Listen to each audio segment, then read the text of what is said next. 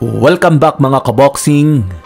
Sumatapos nga pong lumabas ang balita na dedepensahan muna ni Unified WBO at WBA Cruiserweight Champion Gilberto Ramirez sa unang pagkakataon ang kanyang mga hawak na titulo kontra sa kanyang mandatory challenger na knockout artist at matibay na pambato ng bansang Cuba na si Yuniel Dorticos na may kartadang 27 wins with 25 knockouts, 2 talo at may edad na 39 anyos na posibleng ganapin ngayong paparating na Hunyo 28 sa Amerika bago lumaban sa isang undisputed title match. Ay grabing pagkadismaya nga po ng maraming boxing fans at binatikos ang posibleng makakalaban ni Gilberto Ramirez na kasalukuyang may hawak ng IBF at Ring Magazine belt na si Jai Opetaia. Dahil ayon nga po sa report ay didepensahan ni Opetaia ang kanyang hawak na IBF at Ring Magazine Champion belt kontra sa undefeated at rank number 14 at pambato ng bansang Italy na si Claudio Escuello. May kartada itong 17 wins with 9 knockouts at may edad na 34 anyos.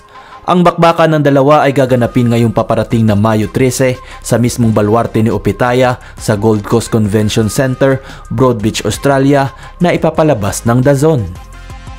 Bagamat may undefeated record nga po itong si Escuello mga kaboxing, ay di pa ito napapalaban sa isang world level fighter sa kanyang 9 na taon bilang professional boxer.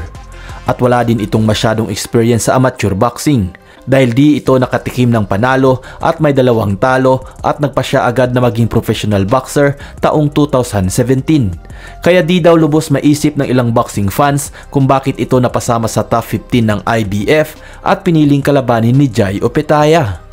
Komento ng ilan, kung mga ganitong klaseng level ng boxer daw ang kakalabanin ni Jai Opetaia ay kahit mag-edad pa daw ito ng 50 anyos kakadepensa ng kanyang titulo ay mapapanatili pa din nito ang kanyang malinis na kartada. Di tuloy napigilan ng ilang boxing fans na magkomento na tila ba nagiging cherry picker na din at naduduwag na si Jai Opetaia na kalabanin ang mga nasa mas mataas na ranking na posibleng makapagpatikim sa kanya ng pait ng unang pagkatalo. Tulad na lang daw sa 2 huling tinalo nito na si David Nyeka at Jack Massey, na bagamat may mga magandang record ay di daw pang world level fighter. Tila naging mautak na daw si Jai Opetaia sa pagpili ng mga makakalaban bago pa man ang inaasam-asam na bigating sagupaan nito kontra kay Zurdo Ramirez. At iniiwasan ang mga boxer tulad ni Myris Brides na kung saan bagamat tinalo ito ng 2 beses ni Opetaia via 12-round unanimous decision ay pinahirapan naman nito si Opetaia at na-expose ang kanyang mga kahinaan. Sa ibang banda naman nga po mga kaboxing ay tuloy na nga po ang comeback fight ni former Unified Lightweight Champion George Kambosos kontra sa kapwa Australian at undefeated boxer at late replacement ni Daud Yordan na si Jake Wiley bukas. Dahil sa katatapos na weigh-in ng dalawa ay pareho nga pong pasok ang 2 boksingero sa 140 pound limit ng super lightweight division. Tumimbang si Kambosos ng 139 1/4 pounds.